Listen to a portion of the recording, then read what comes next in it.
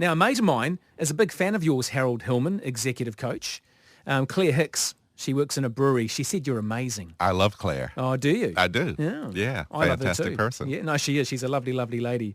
So Harold Hillman is available for you to get your life on track and get things sorted in all sorts of ways. And today, Harold, we're going to talk about perfectionism. Where is the healthy cutoff? Because you can be your own worst enemy, can't you? You can be. Look, we all know perfectionists in our life. When I run leadership programs, I often ask the question of the group, how many of you consider yourselves to be a perfectionist or have been accused of being a perfectionist? And roughly a quarter of the people raise their hand. And an important question then is, how perfect do you need to be in an imperfect world, is really what I ask executives and leaders in companies. If you need to be perfect in an imperfect world, it means you're going to struggle. Right. And that you are likely going to be probably more hands-on than people prefer you to be. You've got to build in a little bit of resilience for uncertainty and imperfection. That's life. But there are some people who really are threatened by uncertainty, and so they get a little bit closer to the work. They put their hands on it. And then there's some people who are fueled by uncertainty, and they are invigorated. They tend to send a different vibe to their team. So the person that you're describing who is such a perfectionist that they can't be away from anything and they have to oversee everything, is that a control freak? Well, yeah, that's the layman's jargon for a perfectionist. You think about Steve Jobs. And after Steve Jobs died, a lot of focus on his life and what made him great as a leader. And one of those things was that he was a perfectionist with high focus on drive for aspiration, results, high quality. He arguably he led one of the most successful companies on the planet, but he wasn't a whole lot of fun to work with because, you could never do good enough. There was not any affirmation coming from him. Everybody continued to have to push, and it's just a different energy when people feel like they are constantly disappointing you until you can get it to be 100%, which in most cases in life is just unrealistic. Being a perfectionist is both exhausting for the person who is one and exhausting for those who surround them or work underneath them. That's right. What's the line, and how do you not cross that line between sanity and insanity when it comes to perfection? Well, look, if you lead a team, you really do. Your whole role is to help build the capability and confidence in the people who report to you.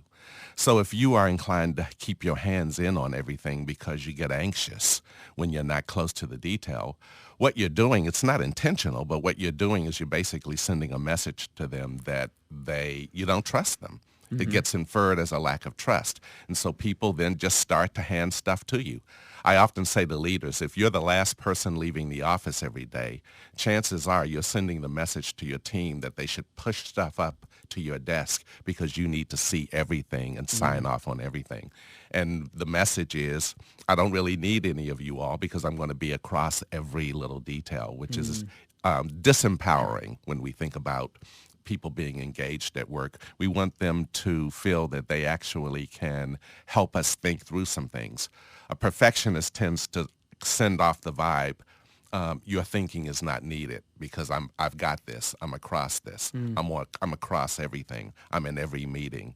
You want to get concerned if your boss is in every meeting with you because, why do you need two of you in the meeting? And you might have to have a conversation with your manager around the fact that, hey, I've got this. You might want to just back off a little bit and give me a chance to build my own capability and confidence. That whole thing, and I think it's quite strong in some other cultures. One that springs to mind is people I know who've worked in China where nobody leaves before the boss. That's right. And that is just so stupid. I'd be saying, right. good luck, see ya. Right. Now, if you do work for a perfectionist, what can you do to make sure the situation doesn't turn negative? Look, I think a good friend of mine once said to me, you teach people how to treat you.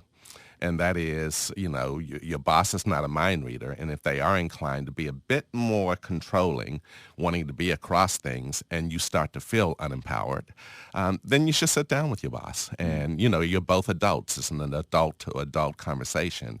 And give your manager a sense of what is healthy and helpful for you.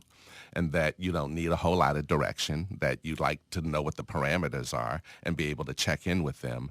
But this thing of constantly checking in on you and reaching over your shoulder and putting their hands on the controls and all of those things, that doesn't work for you. And then give your manager a chance to make an adjustment. Self-awareness only grows with feedback. And so if we don't give our managers feedback on what works best for us, they don't know. Yeah, it's and a fair point. Yeah, give them a chance to respond. Here's a hideous scenario for you.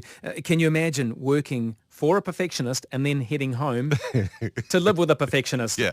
How do you keep yourself sane if you're going home to one? A couple of bottles of good wine in the cabinet. Yeah. The ability to just go for long walks. Look, it's easier at home very often to give feedback in a direct sort of a way. The wonderful thing is that you have credits in the bank there. So it helps for people to know, especially around kids and when raising kids. If you have two perfectionistic parents, they're going to raise a higher bar on what the kid might consider to be reasonable. And, you just want to make sure that you,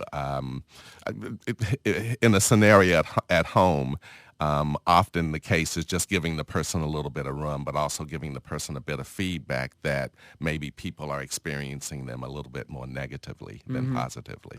Perfectionism isn't all bad, right? It isn't all bad at all. Look, we want people who are highly organized, real close attention to detail. They strive to master a task. You can sort of feel it. There are high levels of motivation around something like your wedding or leading a major work project. You do want somebody who is going to get it as close to, perfect as possible. But you've got to leave a little bit of wiggle room for the fact that it may rain and you've got to move the reception inside. Yeah. And you don't want to have a meltdown. No, you're right. Those kinds of things. Harold Hillman is an executive coach, and you can get him stuck into your business and get things sorted as well. He's more than willing to help out. He's with the Sigmoid Curve Consulting Group. How do people find you, Harold? I'm at www.sigmoidcurve.com. Well, you know that off by heart. Well done. Always lovely to catch up with you, Harold. Have a great rest of your Sunday.